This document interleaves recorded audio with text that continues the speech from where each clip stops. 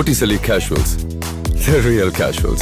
Botticelli and Raphael, shirts and trousers. இப்போ ஓட்டு கேட்க மட்டும் தான் வீட்டுக்கு வராங்க. ஆட்சிக்கு வந்த பிறகு கடந்த ஆண்டு 500 மதுக்கடைகளை குறைப்போம் என்று சொல்லியது. அதேபடி தரமில்லாத பேருந்துகளா இருக்கு. அது இரவு 8 மணிக்கு மேல இயங்குறது இல்ல. இது வரைக்கும் அது பண்ண கிடையாது. இதை எதிர்த்து விவசாயிகள் போராட்டம் பண்ணாங்க. அந்த போராட்டத்துக்கு எந்த அவங்களுக்கு பலனும் கிடைக்கல.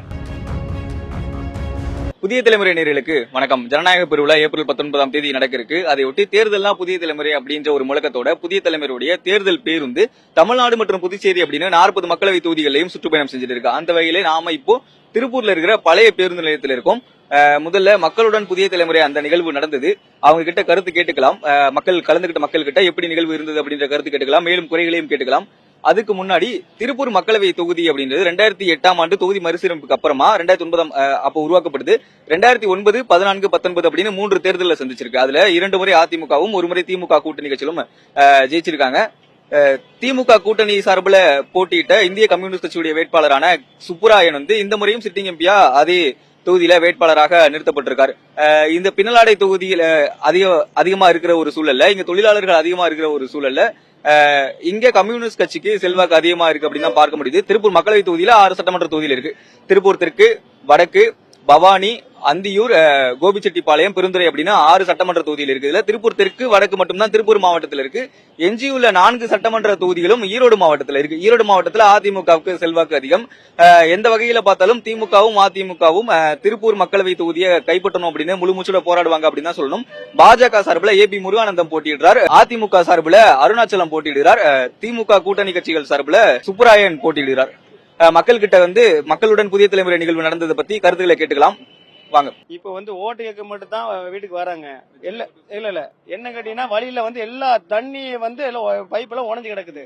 ஒன்னாச்சு எல்லாம் விலைவாசி கூட்டிட்டு என்ன கேட்டீங்கன்னா மக்களை சீரழிக்க கூடாது. சரியா? இதான் வணக்கம். திமுக ஆட்சிக்கு வந்த பிறகு கடந்த ஆண்டு 500 மதுக்கடைகளை குறைப்போம் என்று சொல்லியது. அதேபடி 500 மதுக்கடைகள் குறைக்கப்பட்டது. ஆனால் அறிவிக்கப்படாத ஒரு திட்டத்தையும் அவங்க செயல்படுத்தினாங்க. அனுமதிக்கப்பட்ட தனியார் பார்களை அனுமதிச்சிருக்கிறாங்க.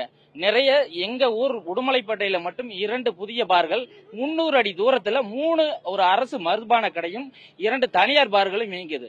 இது பொதுமக்கள் வாழ்விடங்கள்ல இருக்கிறனால பெரும் பிரச்சனைக்குள்ளாகி போராட்டங்கள் நடத்தியும் இன்னும் ஆளுங்கட்சியினரின் கட்டுப்பாட்டில் இயங்கிட்டு இருக்குது. இது புதிய தலைமுறை செய்தி வாயிலாக இது சரி செய்யப்படணுங்கிறது எனது வேண்டுகோள். நன்றி. என் பேர் அழகுராஜன். நாங்க பெரியபாளையம் இதுல இருக்கோம். திருப்பூர் நாடாளுமன்ற தொகுதியில வருது.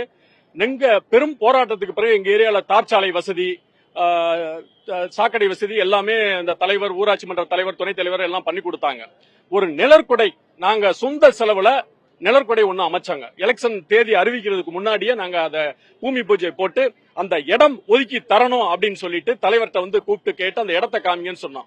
இத இங்க இருக்க நாடாளுமன்ற தொகுதி அந்த எம்பி தொகுதி வேட்பாளரும் இப்ப இருக்க எம்பியும் அந்த கட்சியை சார்ந்த கூட்டணி கட்சியை சார்ந்த சில நபர் தேர்தல் ஆணையத்துல போய் எங்க மேல வழக்கு தொடுத்துட்டாங்க. நாங்க சொந்த செலவுல நிழற்குடை நாங்க அமைக்கிறோம், அதை போய் வழக்கு தொடுத்து எங்க மேல வழக்கு இருந்து அது தள்ளுபடி ஆயிடுச்சு வழக்கு. இப்படி இருக்கும்போது நாங்க எப்படி ஓட்டு போடுவோம்? எங்க ஏரியால இருக்க ஒரு 200 பேர் ஓட்டு போட மாட்டோம்னு சொல்லி ஒரு முடிவு எடுத்து அப்புறம் இப்ப காம்ப்ரமைஸா பேசிட்டு இருக்காங்க. எங்க சொந்த செலவுல பண்றத இப்படி முகாந்திரம் தேர்தல் கமிஷன்ல கொடுத்தாங்கன்னா நாங்க எப்படிங்க நாங்க ஒரு நல்ல விஷயம் நாங்க பண்ண முடியும்? அரசு பண்ண முடியல, நாங்க பண்றோம், அதையும் தடுக்கிறாங்க. நன்றி. என் பேர் ரீஹன் ஜெயலாப். சங்கராமநல்லூர் பேரூராட்சியில நான் இருக்கேன். மடத்துக்குளம் அதிமுக திமுக 2 எம்எல்ஏவுமே மாறி மாறி வந்திருக்காங்க. மடத்துக்குளத்தை பொறுத்த அளவுல திருப்பூர் மாவட்டத்துல மடத்துக்குளம் தாலுகாவா இருந்தாலும் அதுக்குண்டான அங்கீகாரம் இன்னும் கிடைக்கல.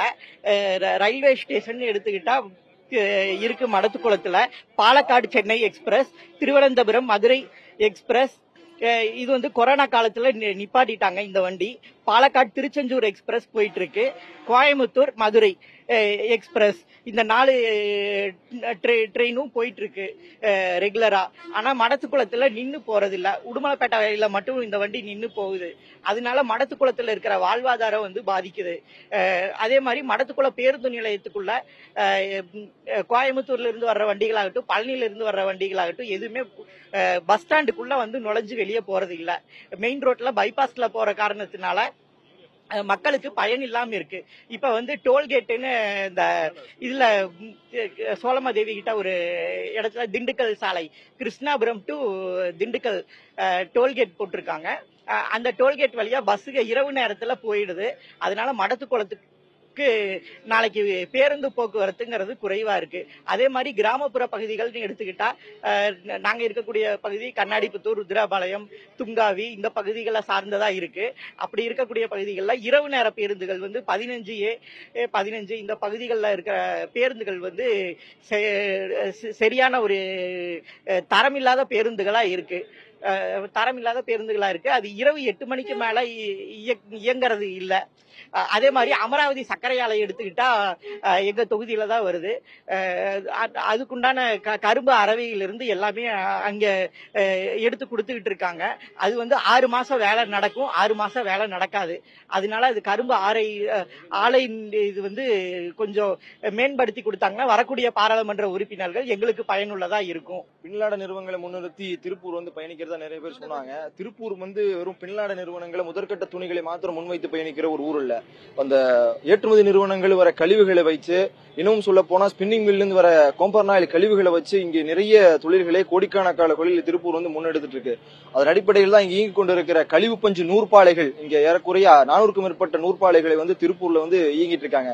இந்த நூற்பாலைகள் என்று கடும் சரிவை சந்தித்து இருக்கிறார்கள். ஏறக்குறைய இந்த ஒரு வருட காலங்களில் மட்டும் 3 முறை அந்த நூற்பாலைகள் வந்து ஸ்ட்ரைக் செஞ்சிருக்காங்க, வேலைநிறுத்தம் செஞ்சிருக்காங்க. ஏன்னு சொன்னா அந்த நூற்பாலைகளுக்கான மூலப்பொருட்கள் எங்கிருந்து வருதுன்னு சொன்னா அந்த ஸ்பின்னிங் மில்லினுடைய கம்பர் ஆயில் அந்த வேஸ்ட் இருந்து வருது. அந்த வேஸ்டினுடைய மூலப்பொருட்களை வந்து மத்திய அரசாங்கம் வந்து வெளிமாநிலங்களுக்கு, வெளிநாடுகளுக்கு ஏற்றுமதி செய்கிற ஒரு வேலை வந்து இங்க முன்னெடுக்கிறாங்க. அந்த ஏற்றுமதியை வந்து முறையா தடுத்து நிறுத்தி இந்த மண்ணிற்கு தேவையான உள்நாட்டு உற்பத்திக்கு தேவையான மூலப்பொருட்களை வந்து முதல்ல இந்தியாவிற்கு பயன்படுத்தி அந்த மூலப்பொருட்கள் ஏற்றுமதியை தடை செய்து திருப்பூரினுடைய வளர்ச்சிக்கு மத்திய அரசு வித்தரணும்னு நம்ம கேட்கிறோம். நன்றி சார். திருப்பூர்ல பின்னலாடை தொழில் எந்த அளவுக்கு அதிகமா இருக்குதோ அதே அளவு விவசாயமும் அதிக அளவு இருக்கு.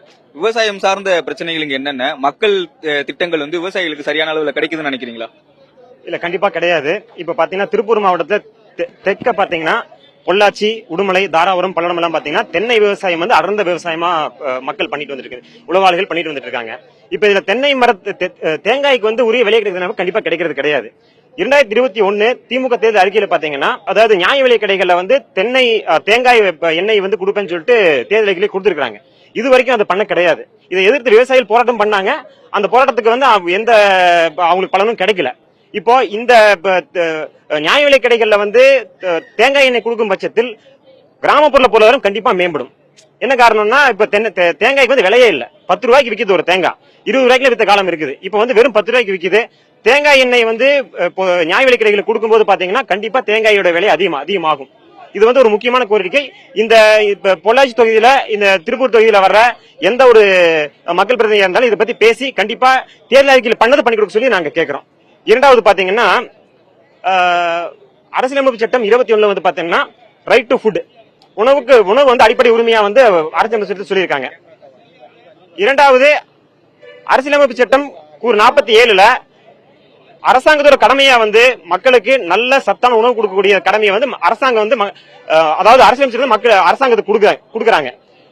நல்ல சத்தான உணவு வந்து அரசாங்கம் வந்து மக்களுக்கு வர்றதுக்கு வழிவகை பண்ணி கொடுக்கணும். அந்த வகையில பாத்தீங்கன்னா கல் அப்படிங்கறது பாத்தீங்கன்னா தென்னை மரத்திலிருந்து இறக்கலாம், பனை மரத்திலிருந்து இறக்கலாம். அது வந்து மக்களுக்கு ஒரு நல்ல நியூட்ரிஷியஸ் ஃபுட்.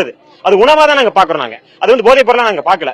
அந்த கல்லை வந்து இறக்கிறதுக்கு தமிழக அரசு வந்து கண்டிப்பா உடனடியா அந்த தடையை நீக்கினாலே வந்து பாத்தீங்கன்னா தென்னை விவசாயம் வந்து இன்னும் நல்லா மேம்படும்.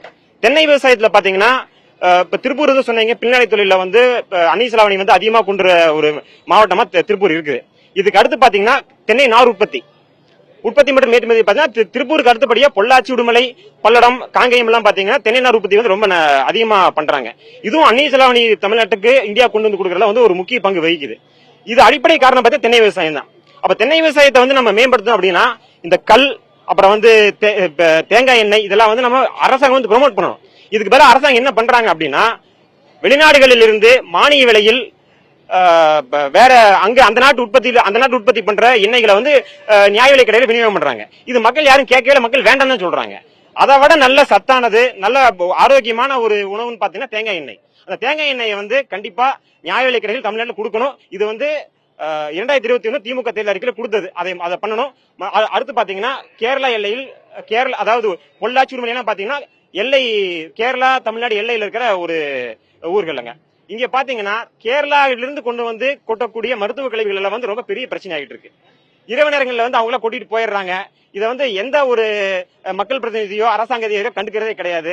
இது ஒரு முக்கியமான பிரச்சனையா நாங்க பாக்குறோம். அதையும் வந்து இப்போ இந்த தேர்தலில் வெற்றி பெற்று வர வேட்பாளர்கள் மக்கள் பிரதிநிதிகள் வந்து கண்டிப்பா அதை வந்து அட்ரஸ் பண்ணணும். அதுக்கப்புறம் வந்து பாத்தீங்கன்னா இந்த பிளாஸ்டிக் வேஸ்ட் இப்போ நம்ம நாட்டில் வந்து பாத்தீங்கன்னா மேய்ச்சல் நிலம் குறைஞ்சிட்டே வந்துட்டு இருக்கு. உழவுக்கு பயன்படுத்துற நிலங்கள் வந்து குறைஞ்சிட்டே வந்துட்டு இருக்கு. ஒவ்வொரு பஞ்சாயத்துலயும் பாத்தீங்கன்னா அந்த பிளாஸ்டிக் வேஸ்ட் வந்து ஒழுங்கா மேனேஜ் பண்ணாம அந்த கழிவுகள் எல்லாம் வந்து ரோட்டோரத்துலயுமே மேய்ச்சல் நிலத்திலயும் கொட்டிட்டு இருக்காங்க. இதை வந்து எல்லா அதிகாரிகளும் வந்து கண்டுக்கிறதே கிடையாது. இது ஒரு பெரிய பிரச்சனையா வந்துட்டு இருக்கு. எல்லா விவசாய நிலத்திலையும் வந்து இந்த பஞ்சாயத்துல இருந்து வர கழிவுகள் பிளாஸ்டிக் எல்லாரும் அதிகமா கொட்டிட்டு இருக்காங்க. இதை தடுக்கணும். இதுக்கு வந்து வேற ஒரு நல்ல முறை, ஒரு நல்ல திட்டத்தை வந்து அறிமுகப்படுத்தி இந்த பிளாஸ்டிக் கழிவுகள் மேலாண்மை வந்து நல்லா சிறப்பா பண்ணணும். கனிம வள கொள்ளைகள் பாத்தீங்கன்னா தமிழ்நாட்டிலிருந்து பக்கத்துல இருக்கிற கேரள மாநிலங்களுக்கு இங்க இருந்து மலையை குறைஞ்சு குவாரியில இருந்து மண்ணெல்லாம் போயிட்டு இருக்குது. இதை வந்து இரவு நேரங்கள்ல அனுமதி இல்லாம கொண்டு போயிட்டு இருக்காங்க. இதை கண்டிப்பா மக்கள் பிரதிநிதியாக வர்றவங்க இதை அட்ரஸ் பண்ணி இதுக்கு கண்டிப்பா தடுக்கணும். இதான் கோரிக்கை வைக்கிறோம்.